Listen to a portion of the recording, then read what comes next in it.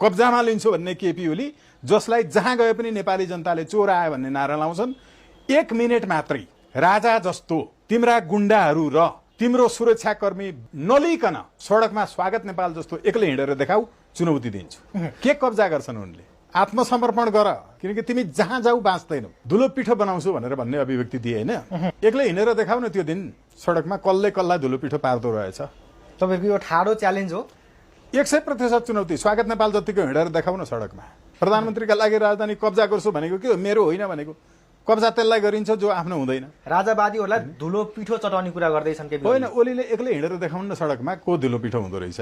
लुते शासकको भुत्ते अभिव्यक्ति केपी ओलीको यो मर्नु पूर्वको अन्तिम चिच्याहट हो। देशभरिका जनता बुझ्नुस्, यो अभिव्यक्तिबाट उनी कति अतालिएका छन्, कति तिल मिलाएका छन् र मृत्युभन्दा अगाडि एकचोटि मान्छे छटपटाउँछ, त्यो छटपटाहट उनको अभिव्यक्तिमा देखिन्छ।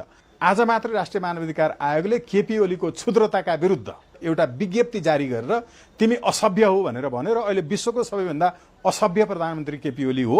तर यो बुद्धु के भन्छन्? बिचरा यिनी अहिले रिङबाट बाहिर गइसके, यिनी पदच्युत भइसके, यिनी पूर्ण रूपेण पराजित भइसके र एउटा पराजित मान्छेले राजधानी मेरो होइन अब कब्जा गर्छु भन्छ, जो सरकारको प्रमुख होइन।